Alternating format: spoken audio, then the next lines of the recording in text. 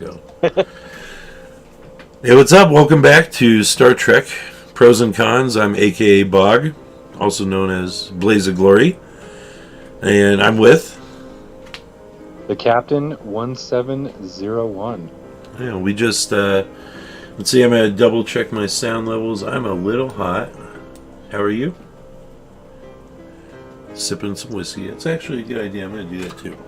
So what... you want to just get into it? Did you take notes? I took notes this week.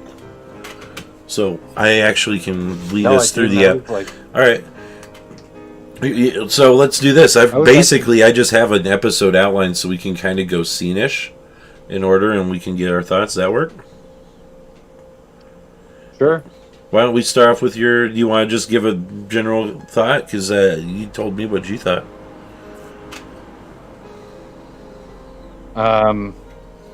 I thought this was the best new Star Trek episode of any series that's been out since it restarted. I thought it was awesome. I had a couple qualms, of course. I think we'll get into like the Picard Beverly stuff, which I thought was bogus. The Riker Picard tension is interesting. Manufactured? But I think overall, what? So maybe a little manufactured. Maybe. Yeah, we'll get to it. I'm going to move this. But I felt, the cinematic scope of this episode was awesome. Yeah. Some of the ship scenes are dope. Special effects are 100% spot on. Like the space battles, great. Oh my god! Excellent. That portal weapon is freaking. That's going to be a problem. I think it was. I don't know. I was blown away. I thought Worf coming back. I thought he was just spot on and perfect. He looks the best of him, and I was telling Mrs. 1701 that of all the returning characters, like Jerry Ryan and Michael Dorn look the best out of all of them. Yeah, they haven't aged a bit, but I don't know. I was blown away by this one. I was super happy, and I'm the way this series is shaping up so far. I'm really, really excited to see where it goes. I haven't been this excited about a new Star Trek series in a long time, and I'm very pleased with how this is going so far. Because remember last year at season 3 is when it completely shit the bed and went off the rails. And I think this one set it up for like the next... You mean episode 3? 7 episodes are left. Yeah, this is episode 3. You said season 3, but you know. Oh, episode 3. Either way, well, last year, by this time last season, it was just completely done, and we didn't care. Well, now I'm like, I can't wait till next week. I want to respond to your statement that you said this is the best episode of Star Trek that we've got since it restarted. I don't think you're wrong. Of all the series. I think you're... All the series. I'm trying to think. Yeah, I think you're right. I like this episode a lot. I had some issues with it, which we'll get to. Some very specific ones that I very much did not like. I do have one prediction, and I'm guessing that you're probably going to be along the same lines with me on that, so we'll see. But I just noted that I have resubscribed to Paramount Plus for the premium, and the first thing I got was 90 seconds of paid ads. So thank you, Paramount. You suck. And then we got a recap. Yeah, I got paid ads, even though I'm on the paid plan now or whatever, man. So those I got a year of Paramount for free for some deal, but it had ads, and I just took it. And it recently expired, and I went ahead and got the ads because they play a lot of ads, and there weren't really any ads during the episode, so that's nice. But it did start out with some ads, which is dumb. But they have the recap, and then it starts right with them going into the nebula. And then, like you said, one of the things I thought was that I really do like the ship graphics a lot. And you know me, I like my ships. Titan. I like the look of the ship a lot better in action and movement through the nebula than my initial reaction when I was complaining it was super boxy. I still think it's a little boxy, and I still would have preferred the actual Titan shape. More towards the Akira with the and everything. I would have liked that, but I do like the design of the ship, and it looks awesome on screen. I think that I really still like the Shriek, right? Was what they're calling it. And I thought the action scenes were really good. I thought it was particularly brutal when Shaw got hurt. I was actually quite worried for him. I was like, "Oh, please don't kill Shaw, man. I kind of like Shaw." Yeah. And he took a pretty bad hit, and respect to him. I like him a lot. I was like, "Is he going to give it to Picard?" And he's like, "No, I'm not giving it to the feeble old android. I'm going to give it over to Riker." Which we'll see. They're kind of disconnect between their approach on the attack or run kind of thing. I don't know. We'll get to that. That's later in the episode. So, we have the intro and everything, and it gets us right to a flashback with Picard, de-aged, ghostly. Yep. I am a putty-faced phantom. I was like, did they hire a changeling? No, but they have this scene with Riker in the bar. We'll get the changelings later. So we have the scene in the bar. And it's like, Riker just had his kid foreshadowing his kid's death because of the positronic thing or whatever. And I'm like, it's a little heavy-handed and everything, but, he also, I hated the uniform he had. That was I don't know, I'm sorry.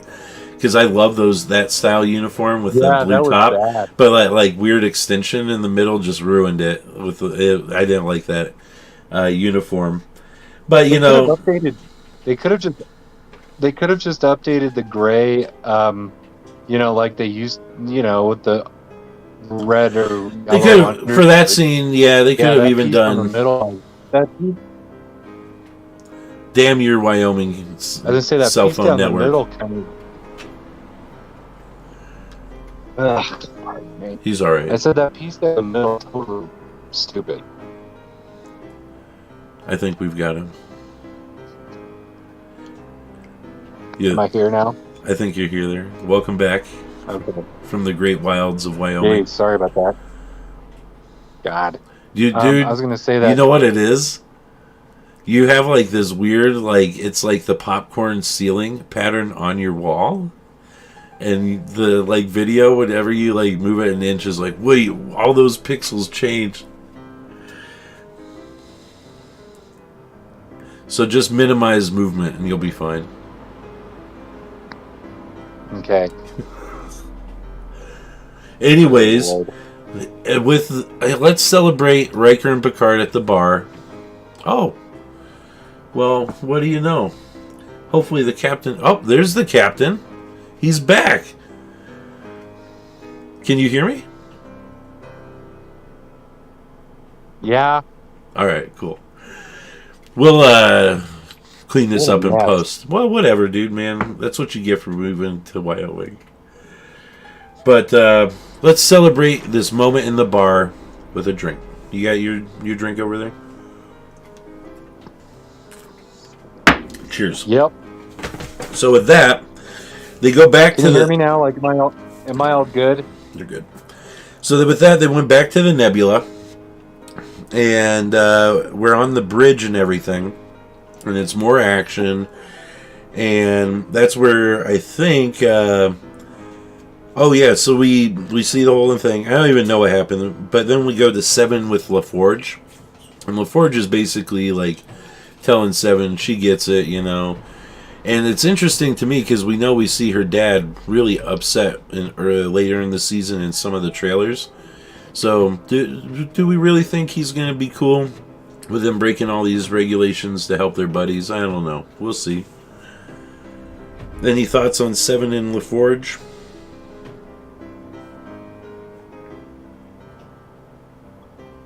I was just hoping that it wouldn't turn into a mutiny later on, because that would suck, and I think it'd be stupid. That's basically what I was going to say. LaForge, it sounded like LaForge was like, hey, you want a mutiny? I'm with you. And I was like, don't do that. I don't see... I don't think we'll see that. I don't think we'll see that. My thing was not a combat captain. He's not a combat veteran. I don't think they're trying to like turn him into a bad guy either. And they're not trying to make him look incompetent. I think he's a little over his head. But I don't think it's enough to want to like mutiny on him or take over the ship in a bad way, you know, kind of thing. But I think what LaForge said to Seven was appropriate at that moment. Yeah, it was fine. Because I think 7 of 9 she's still a valuable crew member. I mean, she saves the ship like again at the end of the episode, basically by uncovering the plot. Yeah, with, you know, more JR punching people in the face, you know. Well, you know. That's his solution to everything, you know. It's new Star Trek, so take it with a grain of salt. I would say instead of using words, they do use fists. You're right. That is how they solve problems in Star Trek now. But, I mean, I feel that was a very... Oh, you're what? You're an obstacle? I guess I'll just fucking punch you in the face. Problem solved. I guess that's kind of maybe a little Kirk-esque, maybe, you know. What bothered me about, like, and we're probably jumping ahead here, but that whole sequence was, so when the ship is, like, falling apart and Shaw's, like, leg is snapped in half, and he puts Riker in charge, wouldn't you automatically contact 7 of 9 and be like, hey, get up on the bridge, because now you're first in command? I guess he was like concussed and like half his head was caved in. And you look pretty goofed up, man. He was in rough shape. I was seriously worried for Shaw. He looked bad. He looked bad. But it was weird because 7 of 9 was kind of a backseat this whole episode because he's still mad at 7. She's not there. Riker's right there. He's got experience. I'm okay with it. She's just listening to music, like dicking around with this metal thing as the ship's just getting blasted by torpedoes the entire time. Like, you brought up the music, so let me ask you this, okay? That scene starts with Shaw on the bridge in the shift change, right? And you've got the music playing, and then it shifts to 7, and she's like annoyed with the music and it's playing, and she tells it to stop. So the way I interpreted that scene is not like it was like a cut from transitioning from her area into her scene with the music. I interpret it as like Shaw during shift change plays the music throughout the entire ship. I got that too because it was like echoey, so it made it sound like it was throughout the whole thing. And she's like, music off. All right. So Shaw's a little bit of a weirdo, but you know he's not that bad. You know, all things considered. It's kind of like the school bell going off, you know? Yeah. And telling you which class to go to next. For sure. Well, like, if you're in a combat situation, is there a shift change? Well, they did say those dudes were on ship for like 36 hours. Yeah, I guess you're right. Go rest up. We're not under immediate attack. Get your guys who've been sleeping through this. Who they are, I don't know. He's like, oh man, I gotta rest up from my shift at 8 hours. You know, better go to bed. And it's just getting plastered. Oh man, I'm gonna be out of it tomorrow. Man, night shift sucks. Right. You know, but like, so all right, you actually didn't really skip much. The one thing you did skip was kind of big. You skipped. Oh God. My note is med bay, and then I put underline. Oh, Beverly sucks, huh? So let's talk about Beverly's explanation here because I felt this was a total disservice to her character. I thought the way that they've written it, it was like a disservice to Picard.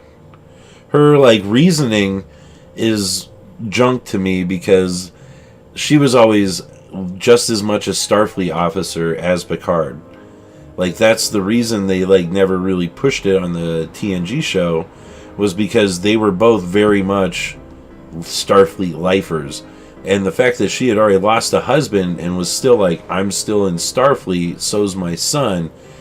It doesn't track with me that she's like, oh, I'm gonna have another kid with this guy that, and none of that feels true to the characters or to the original series to me. It feels like a lot of manufactured drama to get us into this position. You know what I mean? And they had to write it this way because otherwise we would have heard of Picard's kid previously or this or that or whatever. But to me, this is a great disservice to Beverly overall. Or to the character of Beverly Crusher. And maybe it seems like this was a good way to write her, but I was watching this with my dad and he was like, oh man, she's like pretty fucking nuts, huh? I don't think you could have said it any better. I thought in this episode that was the worst kind of scene, and it was so my perspective of that was it was such bullshit because Picard had a great point by saying, you never gave me that opportunity to change my life. You just assumed that's how it was. And she's like, she only gave like 3 examples of him like being in trouble. I'm like, so I'm assuming. So it was a pretty active week. It was a busy week on the ND. You still have 9 fucking months of carrying a child to like. Like it to me, it just doesn't feel like Beverly Crusher that we knew in TNG. And no, it feels like I don't like, dude, like I'll say this, okay? I know they wanted to bring Beverly back and everything, and they wanted to do this. But I think that, I don't even know when you mentioned it, but the truth is they should have done it with Vaush, man. Like, they could have, like, written it as, like, Picard ran into Vaush on shore leave 20 years ago and had a fling with her. You know, and that would have, and then Vaush, it would make perfect sense. She's not going to tell anybody. Shit, she's a fucking, where's Vaush? I don't know. She's off stealing shit. Who knows? And so, to me, that would have been a more organic decision to make it like Vaush and his kid and center this on Vaush, and you could have just had Beverly on the Titan or serving at the Daystrom, but you could have written her into the show a different way. It didn't have to be her, and I know everyone's like Picard and Beverly have to hook up. It would have been unexpected for it to be Vaush. You know what I mean? And so maybe that's, I don't know, but it is what it is. And it's like pulling off a Band-Aid, Tom. They got it over with. So now we have to deal with it. And Picard, I think, is dealing with it justifiably upset and everything. It seems they're writing it as if it would be. So it is what it is. Beverly just went crazy, I guess, and went off and was like, oh, I've got to disappear from and never talk to anybody else ever again from the old crew and go and be this rogue med pirate lady. Like, okay, all right, I don't like it. It doesn't seem like the Beverly Crusher I knew from TNG, but whatever it is, what it is, I'll live with it. You know what I mean? I got a couple more. I wonder if she ran into Rios, like shuttling medical supply as a doctor from 21st century. Well, here's what's really sad. If they didn't kill Rios off in a bar fight, if they didn't kill Rios off in a bar fight, they could have had him running around meds with Vaush or something. Who knows? I don't know. I miss Rios. Well, I wanted to mention something too that was super dumb. So when they say when they bring up the British accent, like how he lived in London, wasn't Picard like on a French vineyard? Yeah, and I was like, okay, so that's like a 2-minute teleporter trip, and second of all, like that's not how you get accents. What? So wait, just let me think this out. So, and then they make Jack Crusher like hate Jean-Luc for some dumb reason. So it makes it sound like he's the one that ran out on them when he had no idea that Picard was even his dad. So it's like, has Beverly just been like bashing Jean-Luc for the last 25? My impression is, yes, she's given her son quite the bad impression of Jean-Luc because Riker's like, he's one of the best people I've ever known. And like, the kid's like, what? You know? Doesn't make any sense. And then And then when Picard comes out after talking to Beverly, he just gives him that look and is like, and stink faces and walks past, and he's like, "Ooh, what did my mom do?" It's like maybe he's got a little hint there that maybe he shouldn't be such a douche. She made it sound like that he like them. Yeah. So I don't know. We'll see. I mean, let's ridiculous. move. So we could stay on this point, but it's obviously neither of us like that. But let's move on. After that, we did get Raffi and Worf, which we already talked a little bit about. Love Worf. Glad to see Michael Dorn back. Dude. Naming off all of his titles. The best one is Son Slayer of of Gowron. So great. That was good. I like that. It was like I was waiting for like King of the Andals, first of his name, Lord and Protector of the First Men, like that, or like the Game of Thrones full entrance. I love that he always throws in. So sick. I love he always throws in his Russian family. Son of Mo. You want some chamomile? Son of Sergei Rushenko. Yeah, right. And then he gives her chamomile. I'm like, what a Worf thing. Yeah. Like chamomile. I still don't like Raffi. Like blood wine or. I thought she was palatable in this episode. No, she's like sitting there, and Raffi's always got her drugs, always doing drugs, always strung out. I mean, she was, but she wasn't as whiny. I think the only character that can like hold her in check is Worf. Yeah, we'll see how it goes. He's not going to put up with her shit. We had some very quick cuts there. We went back to the bed bay with Hurt Shaw, and with Jack realizing kind of, how are we being tracked, and having that realization and apologizing. I like that Jack apologized to him, and then Shaw was the one who was like, "Bro, how are they tracking us?"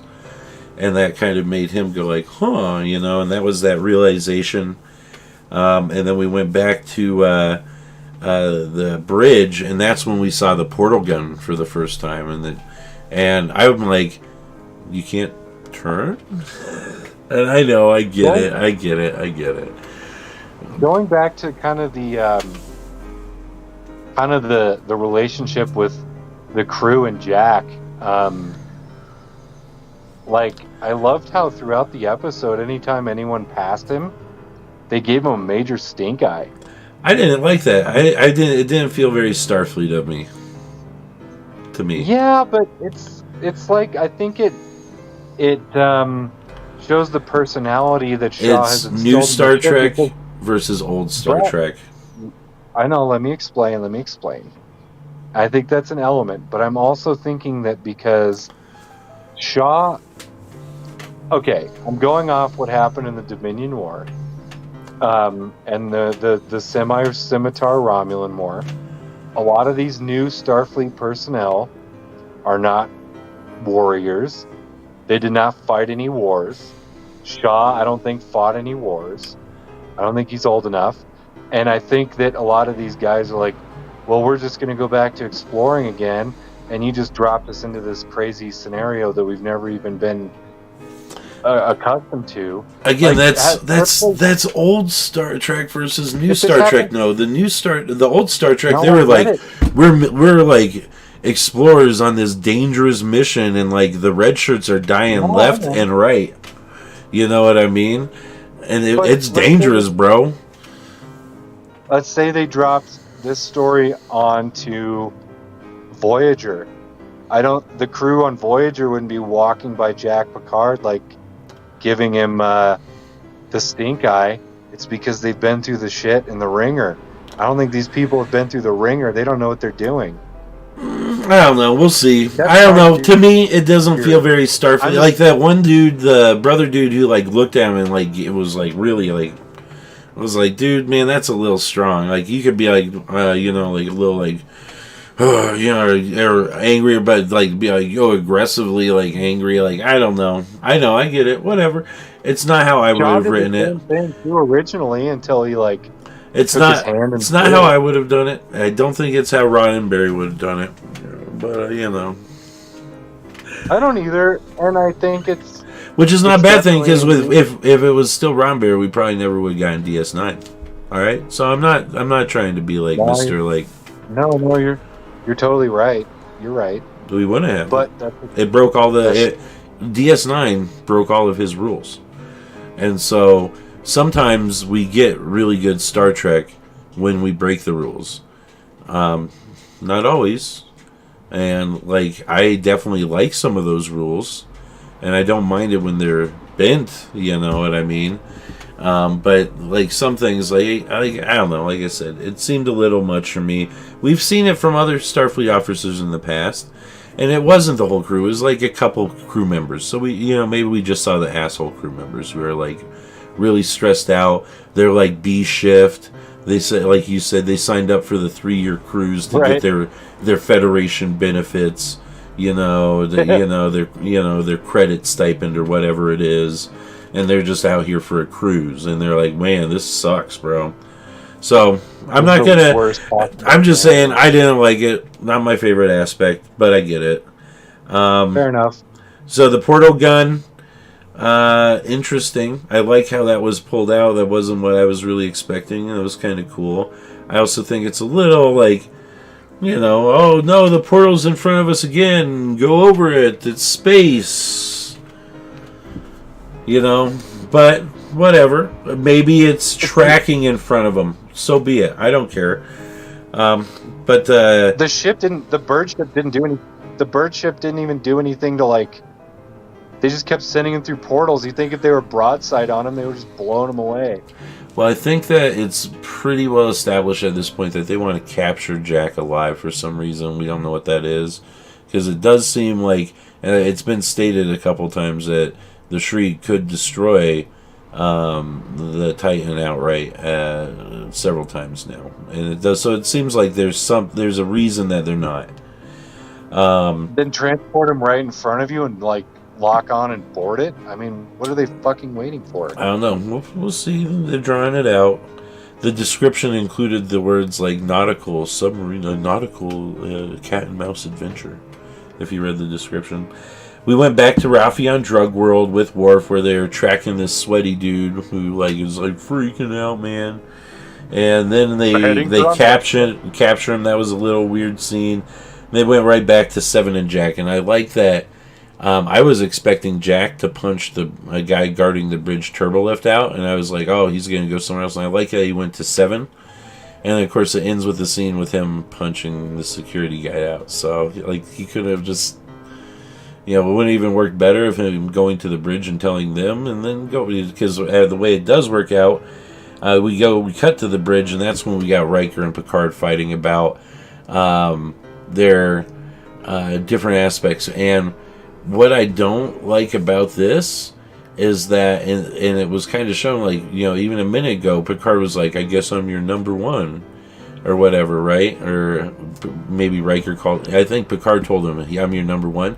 So then why is Picard violently arguing against Riker? I get he's trying to present his idea and he feels strongly about it, but at the end of the day he's acting as commander effectively to Riker, and I feel like Riker back in the day when Picard had laid it down, Riker would have been like, alright, grit his teeth and let's go. Mm-hmm. And so again, my take on this is it's manufactured drama for the show. They want to show Riker versus Picard. It was like, what if we have a moment where Riker and Picard it's like mutiny against each other and the crew doesn't know which of the legends they're going to have to support.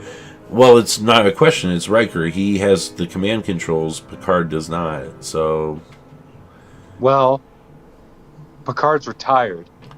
Riker's still active duty.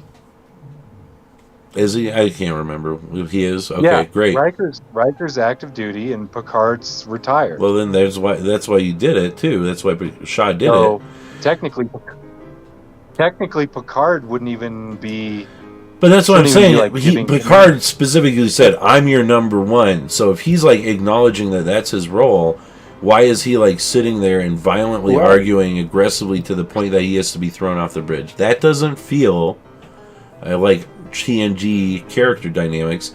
That feels like manufactured drama to me. Plus, the episode was directed by Jonathan Frakes, so maybe he was like, "I want to like put Picard in his place for one." But my thought on this was, once Shaw gave up command to Riker, Riker should have immediately reinstated Seven of Nine as second in command and been like, Seven of Nine, get to the bridge.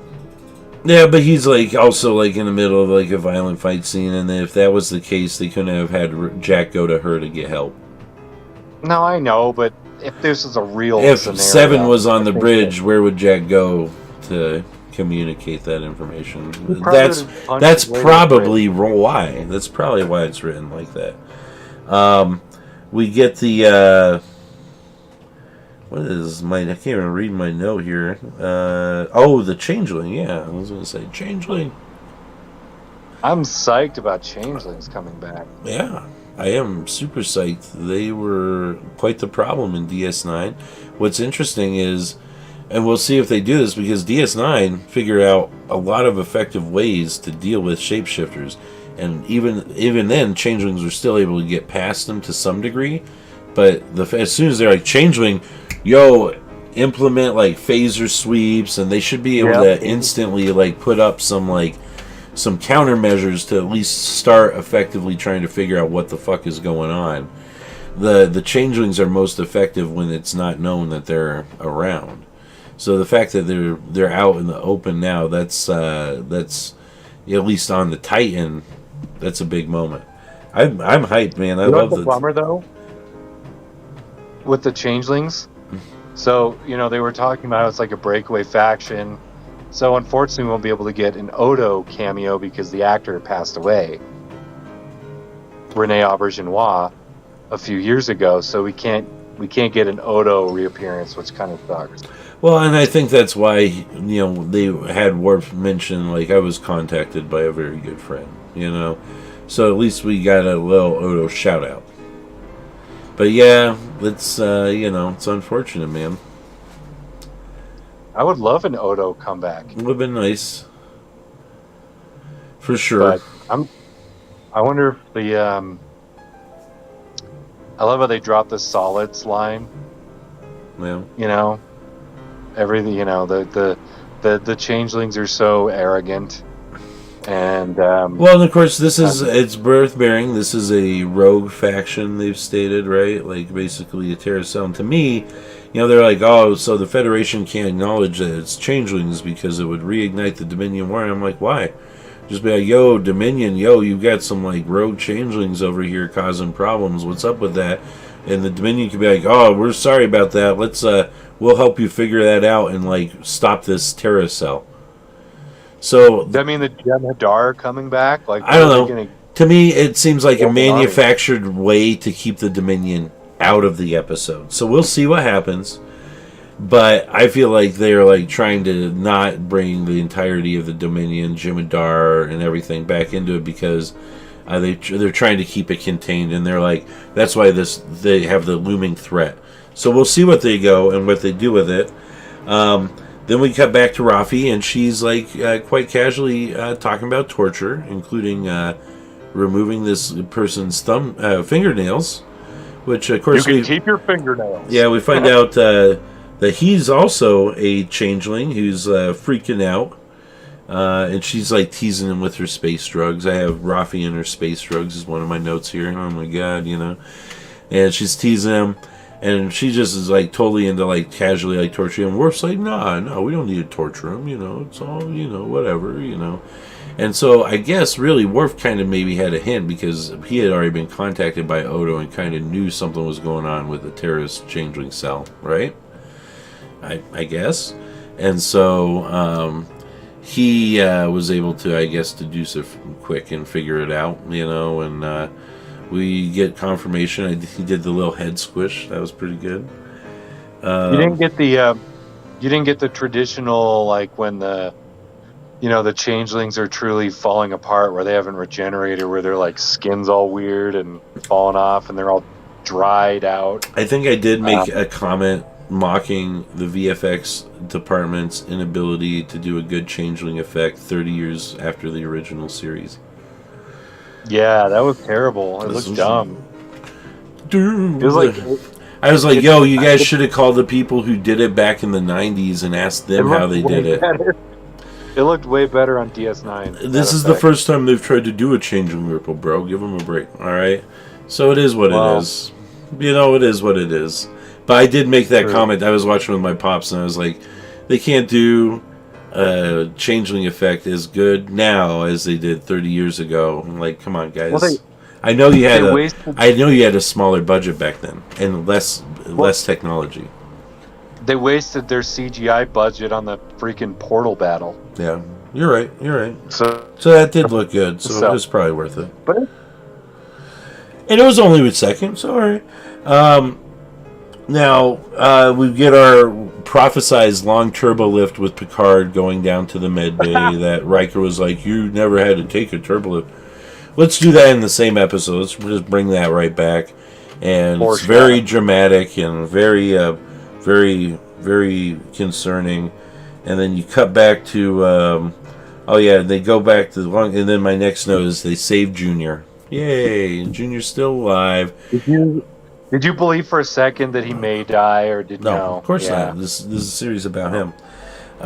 Then we get back to Rafi and we find out that something is stolen and worse. And this is my prediction. And I have a very specific prediction. And you know what? I'm gonna just ask you, what do you think they stole from Daystrom? Some data bullshit like lore. Lore. They stole or something. They stole lore. Yep. I think they stole lore, and that's my prediction. When they're like, "Oh, what did they steal?" And because we've seen lore, we already know he's coming back. And if I'm not mistaken, I'm pretty sure that's where they were hauling him off to. The last time we saw lore, I think, was at the Daystrom Institute, possibly. I'll have to check that because maybe he that's what I thought. Maybe they put him in like space, but I thought they packaged him up in like a little thing, all separated with his head. And the last we saw him was Data putting his brother's head in the case and shipping it to Starfleet. And I think I'll have to rewatch that. I think they shipped him to Daystrom, and maybe Maddox mentioned it in one of the earlier seasons that they had lore or something. But I suspect that the more dangerous thing is lore. Which, all right, let's see what happens. Well, how does it connect? What changelings want with lore, I don't know, because I assume they're connected. Well, how does it connect with this whole thing going on with the Titan? I don't know. I'm still waiting for a thread. Goes back. My next note is, oh shit, changelings on the Titan, because of the sabotage, and we get the one dude, and we have him beat up. I guess. I wonder how that note got down there, but yeah, I guess more changeling, or the changeling is blowing up the coolant on the Titan, and it's disabled. And then my final note for the episode was, Riker sucks. He's being an asshole. Yeah, it's a little heavy-handed. You know, and again, Picard doesn't feel like Picard. Now, Riker's got to get him out of there because Riker's got to do what he's doing. But Picard, like, continually to, like, whine and yell, and why are you doing this? That doesn't feel like Picard. They're not respecting each other as commanders, which in the old show, I feel like they definitely did.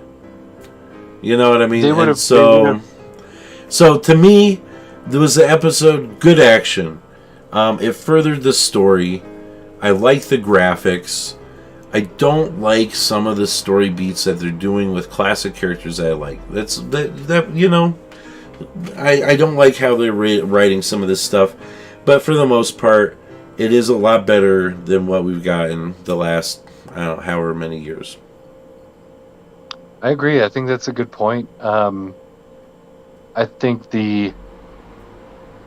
I still don't buy the whole Beverly Crusher leaving Picard story. I hate that so much. I think it's dumb. I think what you said about Riker and Picard is dead on. Picard was acting like a spoiled kid, like, ooh, I want it my way. And Riker was just like, "Well, I'm in charge now, blah, blah, blah. You are always in charge of me." Which was so dumb because they never had that relationship.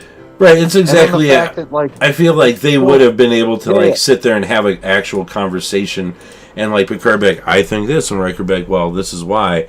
And at the end of the day, Picard back, I don't know if that's the right decision, but you're the captain, so let's, I feel like it would have been more civilized, and like I think what I called it was manufactured dissent or manufactured drama, and I kind of think that's a little bit of what it is. I think it's still dumb though that they didn't bring 7 of 9 back to the bridge the second Shaw died. Shaw's not dead. Well, I know, but Shaw, whatever. Severely injured. That's what do you think he's gonna die? He might. He's, like I said, they showed him. They might, dude. He's in really bad shape. I hope they do not. I would not be entirely surprised if they did. Because, like, but then you were talking about, kind of going back to like the authenticity of the characters. When Crusher was in the sick bay, it was like watching old Crusher again, though. When she like took over to like save him and everything. She is kind of mean. She is kind of being like super bitchy to like the on-staff like nurse or the on-staff doctor. The other doctor was sort of the same way to her, so not very. Starfleet. We're here because of you. Blech. I'm like, fuck. Like, I'm so sick of that. We're all here anyway. Like, a little dramatic. Like Crusher, Dr. Crusher has been a doctor for 40 whatever. She should have better. She should have better bedside manner. She's like, you haven't. She's like, Starfleet hasn't. You're not up to date on all the changes of Star. Yo, chick, she's like been on the cutting edge of frontier medicine for like 40 years. You should chill out. Like, yeah. Plus in a triage scenario, anyone with medical experience is going to be called up to like help out. So whatever. So that's my prediction: is that they stole lore. I mean, would you rather have some stupid nurse? Would you rather have some stupid nurse that doesn't know anything, or like a seasoned, like former chief medical officer, who went away and was the instructor at the academy for a year, which is why she wasn't in season 2, if you remember. She went away as an instructor to the academy. Beverly's credentials shouldn't be questioned. A little bit of wheel. You know what I'm saying? All right, that's it. That's the episode. We're going to come back next week with them in a tight position. The ship's beat up a bit. They've got changelings on board. Their warp core is disabled. There's changelings that have potentially stolen a worse weapon or something more dangerous. Now, this chick knows all this stuff. I think it's got to be connected because when she confronted the Titan, she had all this info on Picard and all this Starfleet info, right? Well, that would track with lore being stolen because he could just hack it or steal that info or he'd already have it. You know what I mean? And so I suspect that it's lore. I suspect the two are definitely tied together. I will definitely keep coming back for more because this is not nearly as atrocious as it has been in the past.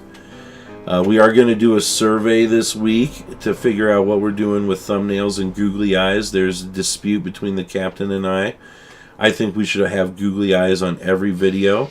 If we like the video, I think they should be serious googly eyes. And the captain thinks that we should only put googly eyes on a video in which we think it was not a good episode. So we will be posting that as an official survey on the channel, and we'd like everyone to participate. If you don't see it in your feed, make sure you click on the community tab where you'll find that later this week, and you can participate. And I heard the captain there. Do you want to wrap out?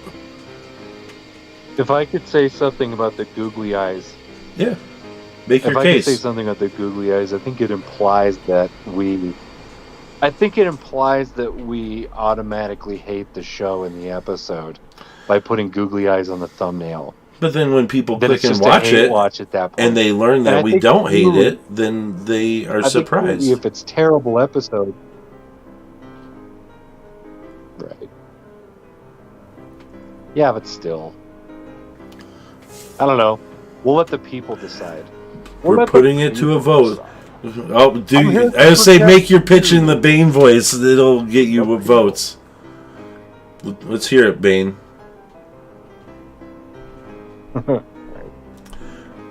I'm here to protect you, the people.